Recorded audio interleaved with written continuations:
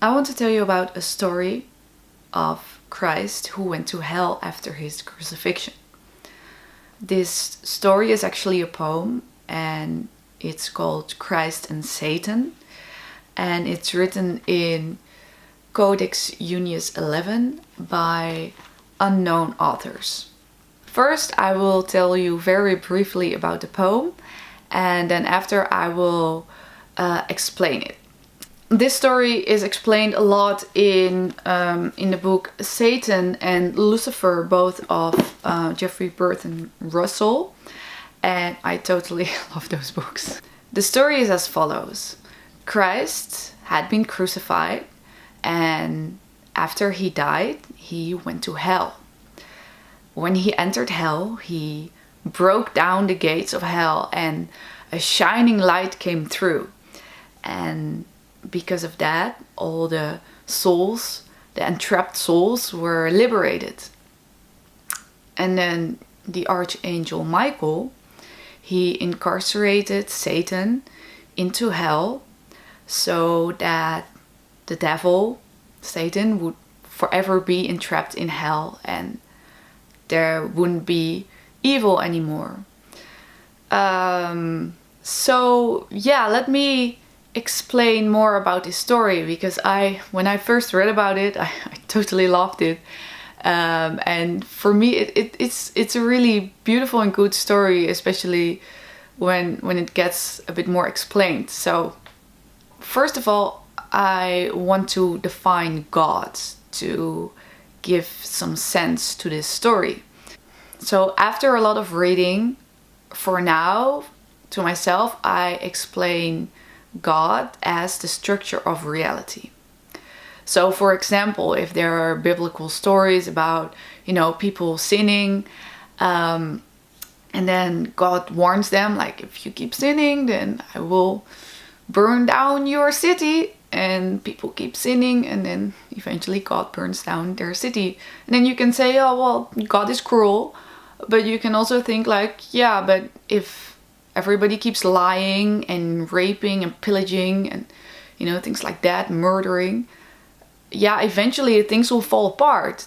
That's how reality works.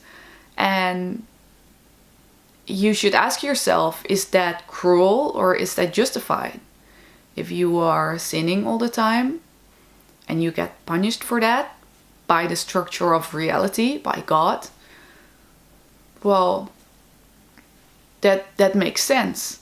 Imagine what would happen if you don't get punished for it.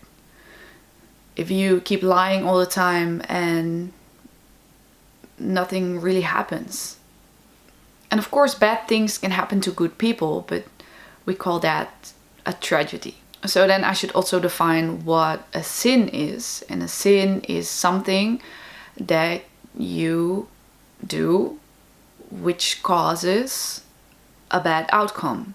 And those bad outcomes, they don't necessarily have to be materialistic. They can also be psychological. So let's get back to the poem. The first part of the poem of Christ and Satan is called The Lament of the Fallen Angels. It is about all the fallen angels, the demons and Satan, that are complaining about what just happened, why they were cast out of heaven. And there is a little part in Lucifer by Jeffrey Burton Russell of this story of the Lament of the Fallen Angels that is very much in line what I just explained about God being the structure of reality. So, read with me. Once they are established in hell, the devil, the old one, addressed them in stern tones. We have lost our glory, he tells them, and exchanged it for the shadows of hell, bound in torment among fires that give no light. Once we sang amid the joys of heaven, now we pine in this poisonous place. The other cruel spirits blame their prince for leading them astray. You lied, they complained, in making us think that we could rebel successfully and would not have to serve the Savior. You said that you yourself would be the holy God. the Creator. Well, here you are, a criminal, bound tightly in the fire, and we angels must suffer it all with you. Throughout their wretched colloquy, Satan and his thanes rage against the reality of the cosmos as it is constructed, a perfect artistic expression of the demonic temperament and of Satan's predicament. The wretched spirits refuse to accept the world as God has constructed it, yet they can never change it. The devil's eternal refusal to accept reality produces the eternal misery in which he dwells. He constructs his own hell. Like I said, this is very much in line with what I just explained about the structure of reality. After this whole war of the angels happened, and after they've been cast out of heaven into hell, they created their own hell because they refused the structure of reality, they refused God.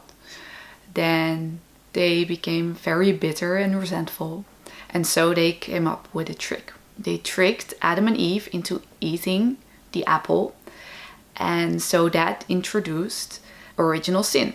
The structure of reality was like this: when people would sin, they would go to hell, like the angels.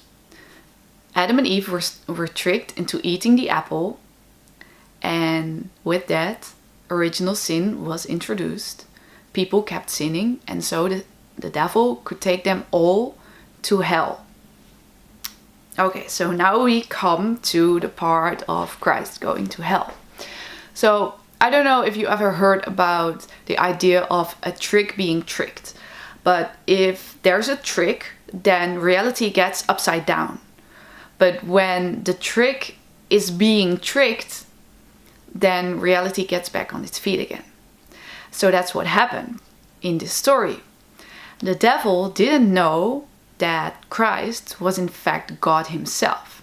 He didn't know that. He heard stories about how he would be the Son of God, but he didn't quite buy it. And the devil, he wanted to take all the souls to hell.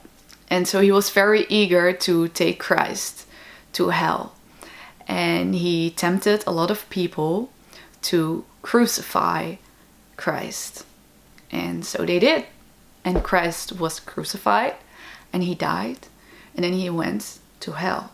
But the structure of reality is that when you are without sins, like God, he doesn't sin.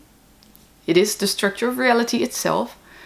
Then you can't be taken by the devil.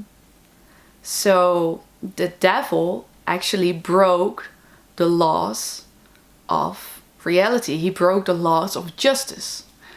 And so God, like I explained in my last video, is order, is delight.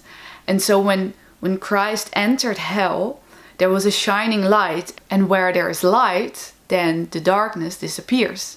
So by only entering hell, then he could release all the trapped souls.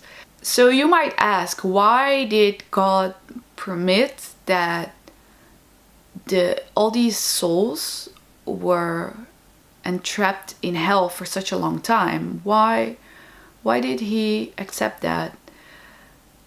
I think that this story is an explanation about how mercy is introduced. Because when you sin, yes, then things will go bad for you. But if you, after sinning, better your life and be a good person, then you can make things right again. Because there is such a thing as mercy.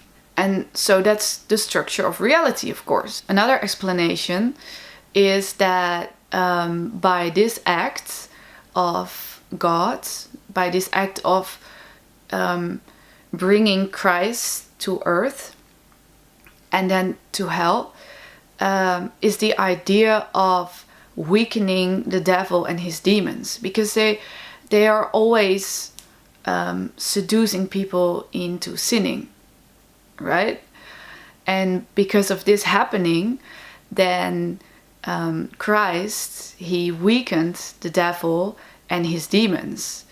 And that's why we can see in all those horror movies and, you know, vampire stories that these evil creatures, they are afraid of the cross.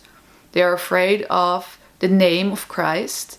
So you can weaken them by using Christ. So this whole idea of Christ going to hell is called the ransom theory. And back in the early Middle Ages, people really believed this story, and it was the normal story. But these days people believe more in the sacrifice theory, and that is the theory that God sacrificed his son. He sacrificed himself to wash away all the sins of humanity. But I think that's a bit of a... I prefer the ransom theory.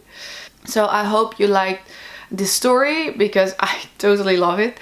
And I hope you liked this video, and I hope that I did a bit of a good job explaining it to you. And so I'll see you at the next one.